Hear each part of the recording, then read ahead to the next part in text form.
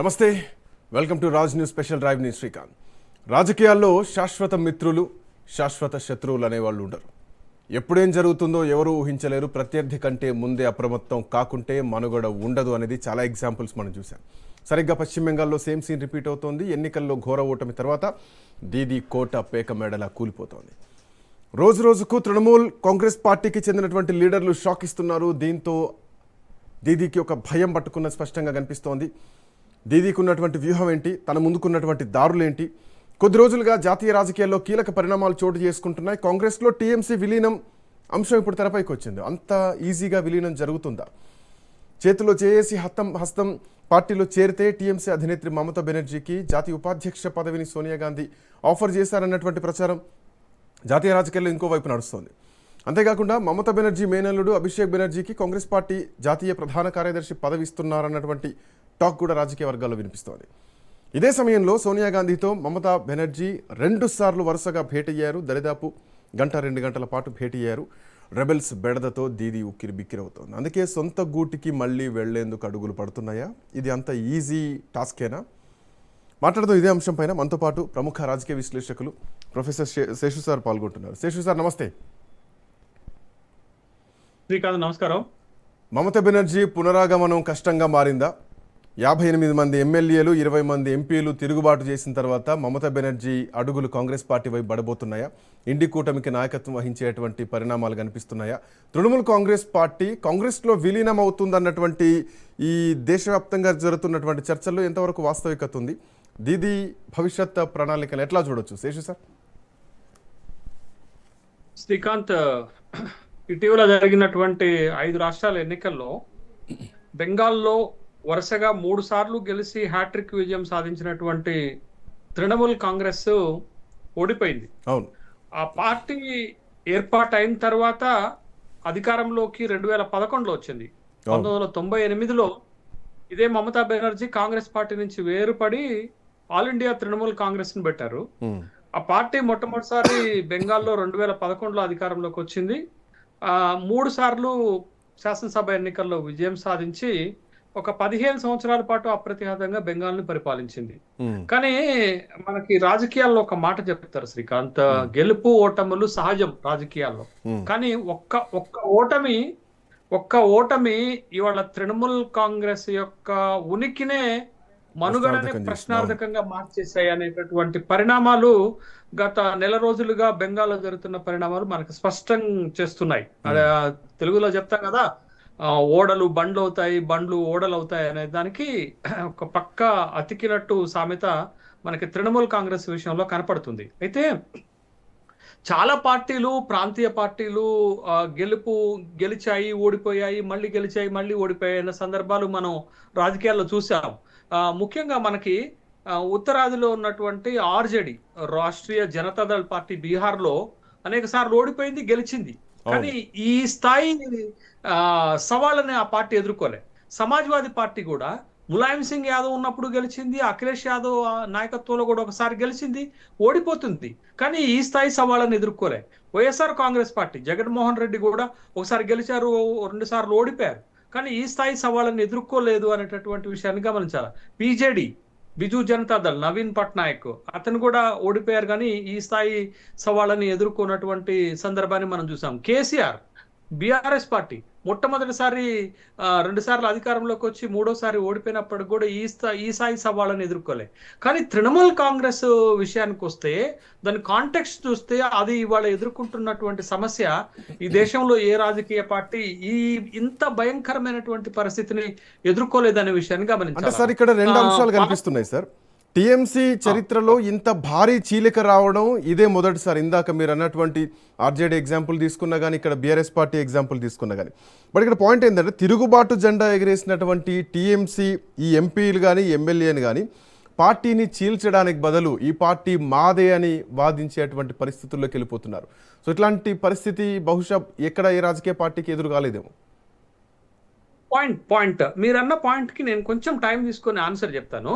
ఇవాళ తృణమూల్ కాంగ్రెస్ ఓడిపోక ముందు దాని బలం ఏంటి అని అంటే, బెంగాల్లో 3 సార్లు అధికారంలోకి రావటమే కాదు, 29 లోక్సభ స్థానాలను 2024 ఎన్నికల్లో గెలుచుకొని పార్లమెంట్ లో 4వ అతిపెద్ద పార్టీగా ఉంది లోక్సభలో.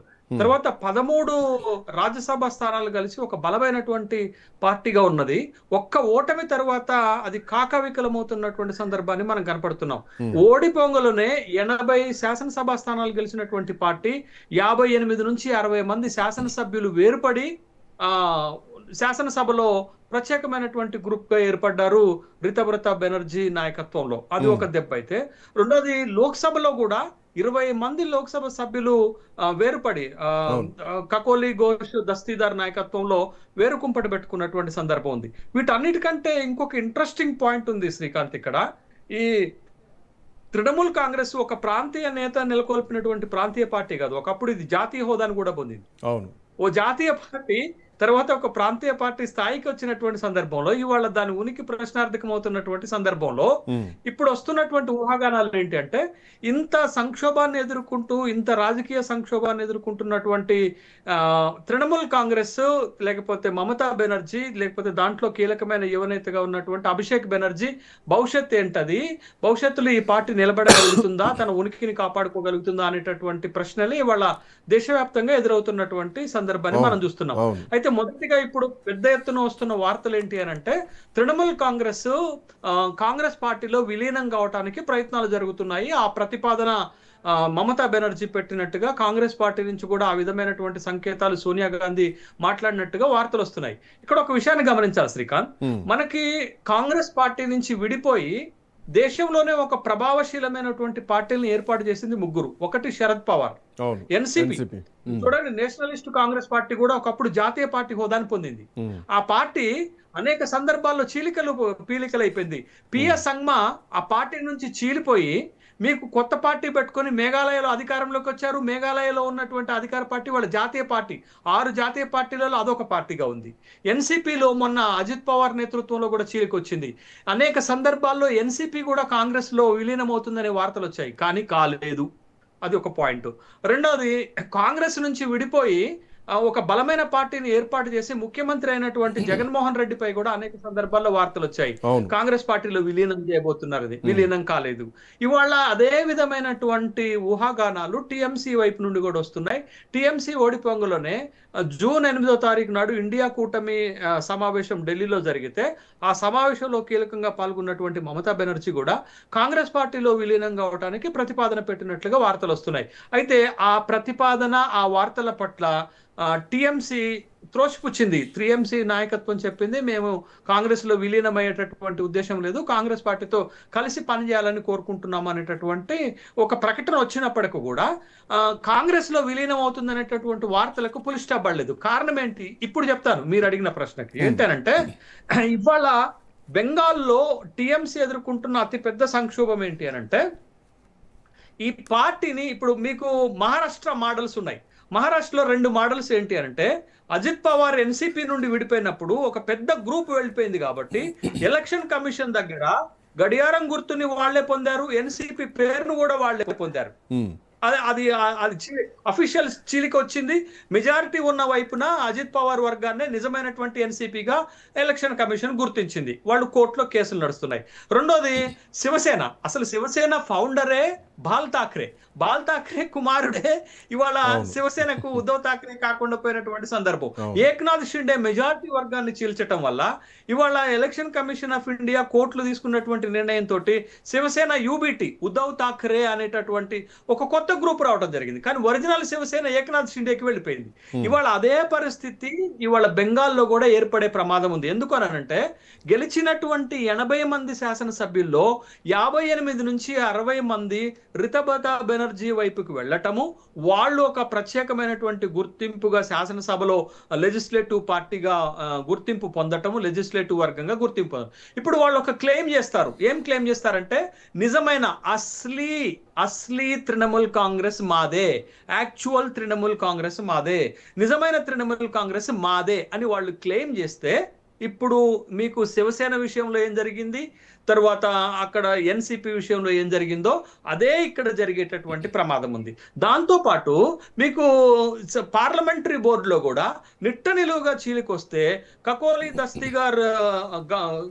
ఘోష్ దస్తీగార్ నేతృత్వంలో 29 మంది ఉంటే 20 మంది అటు వెళ్ళినటువంటి సందర్భంలో అక్కడ కూడా పార్లమెంటరీ నాయకత్వంలో కూడా మెజారిటీ ఉంది కాబట్టి తృణమూల్ కాంగ్రెస్ మాదే అని రెబల్ గ్రూప్ గనక క్లెయిమ్ చేస్తే ఖచ్చితంగా తృణమూల్ కాంగ్రెస్ వాళ్ళ చేతుల్లోకి వెళ్ళేటటువంటి ప్రమాదం ఉంది. మీరు అన్నట్టు కకాలి ఘోష్ కూడా ఇదే శివసేన సంబంధించినటువంటి ఎగ్జాంపుల్ నే వాళ్ళు పరిగణలోకి తీసుకుంటున్నారు.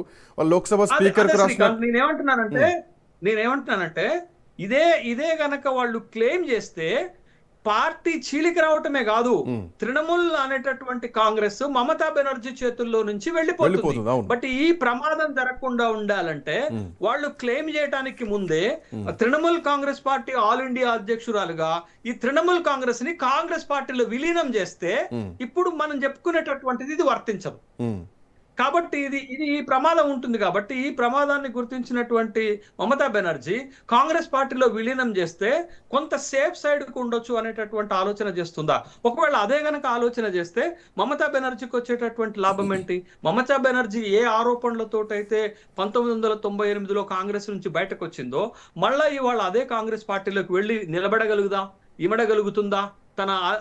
తన ఉనికిని నిలబెట్టుకోగలుగుతుందా? తన ప్రత్యేకత నిలబెట్టుకోగలుగుతుందా? కాంగ్రెస్ అంటే ఒక మహాసముద్రం, ఆ మహాసముద్రంలో నువ్వు ఒక పిల్ల కాలువ లెక్క ఉండిపోతావు. కానీ ఒక జాతీయ పార్టీని నడిపిన నువ్వు ఒక బలమైనటువంటి ప్రాంతీయ పార్టీ అధికార పార్టీగా తయారు చేసి 15 సంవత్సరాల అధికారంలో ఉన్నటువంటి తృణమూల్ కాంగ్రెస్ అధినేత్రి మమతా బెనర్జీ ఇప్పుడు రాజకీయంగా చరమాంకంలో ఉన్నటువంటి నేపథ్యంలో కాంగ్రెస్ లోకి వెళ్ళి ఎంత బలంగా తన పూర్వపు ఫైర్ బ్రాండ్ అనేటటువంటి మళ్ళా ఒక రికగ్నైజేషన్ ని మళ్ళా ఒక గుర్తింపుని తెచ్చుకోగలుగుతుంది అనేటటువంటి మమతా బెనర్జీ వాస్తవానికి కూడా సమాధానం చెప్పాలి. ఒక పోరాట పటిమ ఉన్నటువంటి వ్యక్తి. ఎందుకంటే ఇంతవరకు చరిత్రలో ఎప్పుడు లేని విధంగా నేను తల వంచనని చెప్పేసి రాజీనామా చేయకుండా ఉన్నటువంటి వ్యక్తి మమతా బెనర్జీ.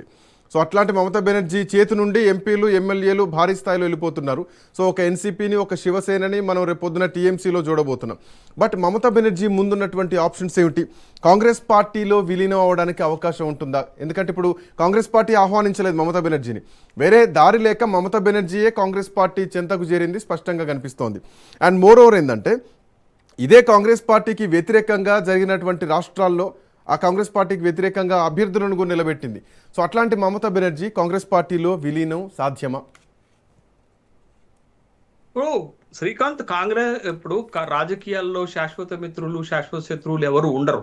ఒకవేళ తృణమూల్ కాంగ్రెస్ ఒక ఘోరమైనటువంటి పార్టీ, అవినీతి పార్టీ అని ఇవాళ బీజేపీ ముద్ర వేసింది కదా, మరి అది అవినీతి పార్టీకి సంబంధించిన ఎమ్మెల్యేలను ఎంపీలను తన పార్టీలో ఎట్లా చేర్చుకుంటుంది అనే దానికి ప్రశ్నకి ఏం సమాధానం దొరుకుతుంది? కాబట్టి దీని ఎగ్జాంపుల్ అదే రాష్ట్రంలో అదే సువేంద్ర అధికారి గురించి మాట్లాడుకోవాలి. అదే ఇవాళ కకోలి ఘోష్ దస్తీగారు కూడా అవినీతి పర్రాలే.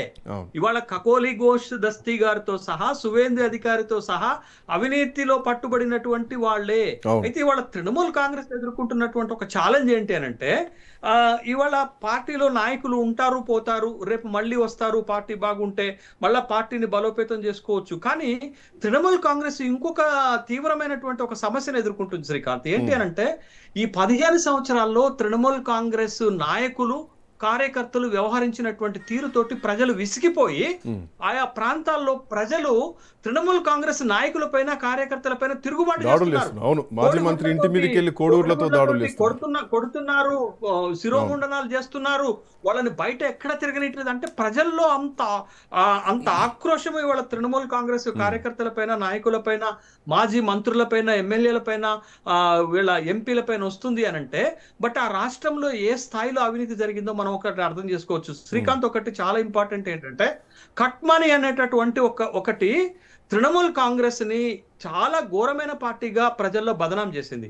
కట్మనీ ఏంటి అనంటే ఇప్పుడు ఒక ప్రభుత్వ సంక్షేమ కార్యక్రమం ద్వారా ఒక పేదవాడికి 3,000 రూపాయలు లబ్ధి జరిగితే ఆ 3,000 రూపాయల్లో కొంత అమౌంట్ ని తృణమూల్ కాంగ్రెస్ కార్యకర్తలకి ఆ లబ్ధిదారుడు కట్టాలి. దాన్ని కట్మనీ అంటారు.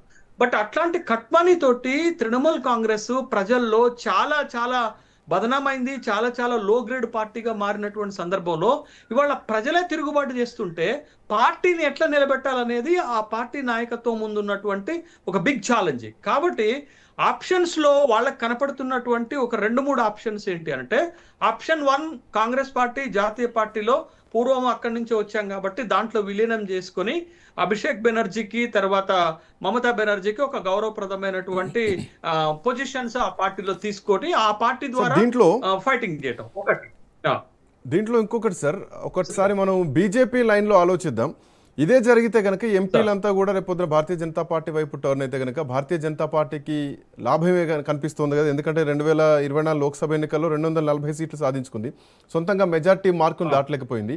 సో ఇప్పుడు ఈ బ్లాక్ ఎంపీలు గనక భారతీయ జనతా పార్టీ వైపు వెళ్తే ఎన్డీఏ మిత్రపక్షాల మీద ఆధారపడడం కూడా బీజేపీకి తగ్గుతుంది కదా. సొంత బలం పెంచుకునేడానికి రేపొద్దున బిల్లులు పాస్ చేయించుకోవడానికి కొంత మిత్రపక్షాల మీద ఆధారపడడం కూడా తగ్గే అవకాశం ఉంది కదా. శ్రీకాంత్, దీనికి కొనసాగింపుకు ఒక మాట చెప్తాను. రాజ్యసభలో 2/3 మెజారిటీ లేక ఏ పార్టీకి లేక ఒక 30 సంవత్సరాలు అవుతుంది. అవును అవును. కానీ ఇప్పుడు భారతీయ జనతా పార్టీ అనుసరించినటువంటి ఒక రాజకీయ వ్యూహంతో రాజ్యసభలో కూడా అప్పర్ హౌస్ లో కూడా భారతీయ జనతా పార్టీ 2/3 మెజార్టీ సాధించేటటువంటి అవకాశాలు కనపడుతున్నాయి. అదే కదా, మీకు ఒక్క చిన్న పామునైనా పెద్ద కర్రతో కొట్టాలనేది భారతీయ జనతా పార్టీ యొక్క సిద్ధాంతం. ఉదాహరణకు మీకు మధ్యప్రదేశ్ చూడండి. మధ్యప్రదేశ్ లో గెలవని చోట కూడా వాళ్ళు వ్యవస్థలని అడ్డం పెట్టుకొని మీనాక్షి నటరాజన్ నామినేషన్ రిజెక్ట్ చేసి గెలుస్తున్నారు. అక్కడ 3 రాజ్యసభ స్థానాలని వాళ్ళ అకౌంట్ లో వేసుకున్నారు అనేటటువంటి విషయాన్ని మనం గమనించాలి. కాబట్టి భారతీయ జనతా పార్టీ రాజకీయ వ్యూహాల ముందు ఈ దేశంలో ఏ పార్టీ నిలవలేకపోతుంది. ఇవాళ వాళ్ళు రాజ్యసభలో కూడా 2/3 మెజార్టీ సాధించే దిశగా పయనింపజేస్తున్నారు. దీంట్లో వాళ్ళు అనుసరించినటువంటి వైఖరి ఏంటి తెలుసా శ్రీకాంత్? వైఎస్ఆర్ కాంగ్రెస్ పార్టీ ఓడిపోంగలోనే వైఎస్ఆర్ కాంగ్రెస్ పార్టీకి చెందినటువంటి రాజ్యసభ సభ్యులు రాజీనామా చేశారు. వాళ్ళు రాజీనామా చేస్తే ఎవరికి లాభం జరుగుతుంది శ్రీకాంత్? ఎన్డీఏకి లాభం జరుగుతుంది. లాభం జరిగిందా లేదా? తర్వాత బీజేడీ ఒరిస్సాలో 8 రాజ్యసభ స్థానాలు ఉంటే బీజేడీకి ఇవాళ ఒక్కటే మిగిలింది. ఆ 7 ఎవరికి? రాజీనామా చేసి బీజేపీలో చేరితే బీజేపీ గెలిచింది ఆ స్థానాలన్నిటినీ. అంటే అన్ని రాష్ట్రాల్లో భారతీయ జనతా పార్టీ ఈ విధమైనటువంటి వ్యూహాలు ఎత్తుగడలు వేయటం వల్ల ఇవాళ 13 రాజ్యసభ స్థానాలు ఉన్నటువంటి టీఎంసీ కూడా చాలా మంది రాజీనామా చేసి బీజేపీలోకి వెళ్లి మళ్ళీ బీజేపీ నుంచి గెలిస్తే వాళ్ళకి బలం చేకూరుతుంది. ఇదే ఎత్తుగడని లోక్సభలో కూడా చేస్తున్నారు. లోక్సభలో వాళ్ళకి 240 ఉన్నాయి. 272 సాధారణ మెజార్టీకి వాళ్ళు దూరంలో ఉంటే టీడీపీ, ఎల్జేపీ, తర్వాత జేడీయూ ఈ 3 పార్టీల మద్దతుతోటి వాళ్ళు కేంద్రంలో అధికారంలో ఉంటున్నారు. ఇప్పుడు 20 మంది టీఎంసీ వాళ్ళు వచ్చి కలిస్తే ఆల్మోస్ట్ ఆల్ మెజార్టీకి దగ్గరకు వచ్చేస్తున్నారు. వాళ్ళు సొంతంగా మెజార్టీ సాధించేటటువంటి దానికి వెరీ నియర్ గా ఉంటారు. కాబట్టి మిత్రపక్షాల పైన ఆధారపడేటటువంటి ఒక ఆధారితం భారతీయ జనతా పార్టీకి తగ్గిపోతుంది.